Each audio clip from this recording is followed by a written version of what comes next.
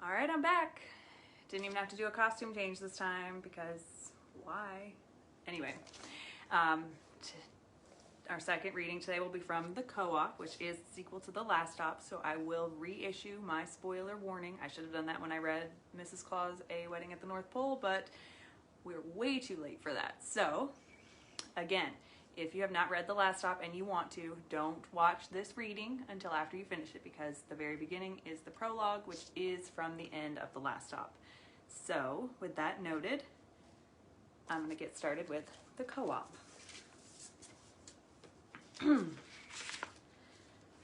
Prologue, 1 year after the events of The Last Stop. It's kind of funny that Wiseman died over nothing, Krista remarked while she was buttoning her blouse, about to put on her CIA badge and holster her gun. Dario glanced her way, confusion across his face. What do you mean? We haven't spoken about that in a long time, he added. He was after me for some secrets everyone thought I knew from my childhood. But there was never anything, she replied, walking over to him and wrapping her arms around his neck. I'm glad you decided not to retire, she whispered before placing her lips against his. As their lips parted, Dario's lips curled into a devious grin. It's hard to leave when they offered me a once-in-a-lifetime partner. Krista let out a loud laugh before responding. I always wondered if I had something to do with you sticking around, she teased before changing the subject. Are you ready to go put away some bad guys? Dario kept a tight hold of her body. Are you sure this makes you happy? You wouldn't hurt my feelings if you still wanted to be a journalist. I don't like thinking you gave up your dream to work with me in the CIA, he confessed his concerns. Krista leaned forward and kissed him again. She pulled back and placed her hand on his cheek, locking eye contact with him. That was my old dream, and I thought it would make me happy. I didn't realize there was a better option out there, working with the love of my life while making the world a little better every day. Stop worrying that you're not enough because you are my everything, she revealed, her eyes watering just slightly as the memory of the day he was shot in her bedroom raced through her mind. She shook off the emotions. Okay, enough of this mushy stuff. Are you going to tell me what our mission is now? Dario's mouth curled into a mischievous smile as he leaned in and placed a gentle kiss on her cheek, in the same spot where her hand rested on his. My dear, we are going undercover as investigative journalists to catch a drug lord, he shared, unable to contain his smile. Chapter 1. Okay, Dario, Krista began, once she was over her enthusiasm for their next assignment, once they arrived at the office.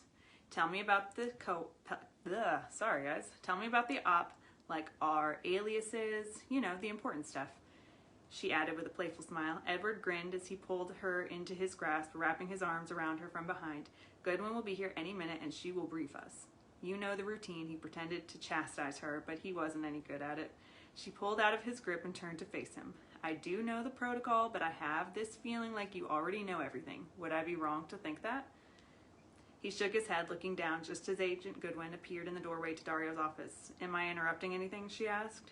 Edward and Krista gave each other a guilty look before Krista answered. Not at all. We are both ready to hear the details of our next mission. Good, Miss Goodwin replied before she began their debriefing. You two are going undercover as a married couple who run a podcast together. The assignment is to find out who supplies a major drug dealer in D.C. Your cover is that you're doing a special series on how successful 8Ball's business is. Any questions so far? Edward and Krista motioned for her to continue, so Goodwin started once again.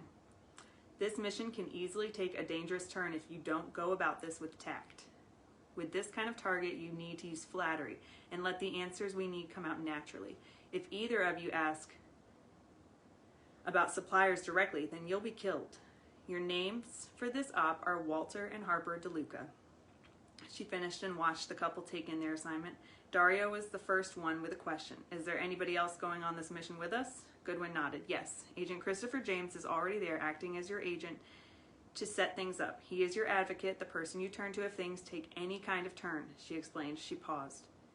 You two leave in 20 minutes. 8Ball is already expecting you to conduct the preliminary interviews.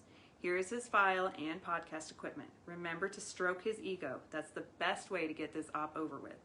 Krista took the items and Goodwin turned to leave the office. Krista turned to Edward. Good thing we're always packed and ready. This one sounds pretty dangerous, she admitted. His lips curled into a smug smile. Don't worry, Miss James, or should I say Mrs. DeLuca. I'll protect you no matter what happens while we're out there. Trust me, he added, moving closer to her so he could place a small kiss on her cheek. Why, yes, Walter DeLuca, she replied, stealing a quick kiss on his lips. We should probably use our code names from now on so we don't mess up. Come on, let's go to the airport, dear, she teased, her confidence back as the pair grabbed their things and left his office. Harper sat down while Walter hoisted their bags into the overhead bin. Quick note, they do go by their undercover names for the rest of the story, so I hope that didn't confuse anyone when they were reading. He was back by her side within seconds. Are you planning to sleep for the flight? We're only going from New York to DC, so it's not that great of a nap, she shared as she switched her phone into airplane mode. Do you care if I nap? He questioned. I wasn't planning on it since it's early and a short plane ride. We're actually going to arrive a day ahead of our scheduled interview, so I was thinking we could do a little sightseeing and grab a romantic dinner. We are husband and wife now, he added with a soft chuckle escaping his lips. She wrapped her arms around his right arm and laid her head against his shoulder. That's so sweet. It's nice to know you'll still put in the effort to impress me even after we've gotten married. I was so afraid the romance would die, she teased back, using all her strength to hold back her giggling. The plane began the takeoff process while Harper stayed in the same position with Walter, holding on to him tightly. She loved their work, but she could never shake her nerves that something bad was going to happen and always caused her to cling to him. Luckily, their playfulness helped keep her mind off things, which is why she was concerned at the idea of him sleeping during the flight. Are you going to hold on to me like this for the entire ride, he asked, leaning down and placing a kiss on top of her head. His New York accent still as thick as the day she'd met him. He continued. Don't get me wrong, I don't mind it at all, but I would like to know if this is the position I'll be frozen in for the next hour, he added, starting their banter again. Harper couldn't hold back her laugh this time as she tried to quiet herself quickly before she became too embarrassed. Once she sobered up, she finally answered his question. Get comfortable because you're stuck like this, babe. Alright, that is the prologue in chapter 1 of The Co-op, which is the sequel to The Last Stop, and it gets pretty fun after that. I might be biased. I hope you join me again tomorrow. We're going to read chapter 1 of Most Wanted, which is my newest FBI thriller, I guess. And then after that, I will read chapter 1 of Murder on Martha's Vineyard, which, like I said, has been doing really well on Amazon, and I'm really proud of it so far. So thanks to everyone who is grabbing it. And I look forward to seeing you guys tomorrow. Have a great rest of the day. Bye.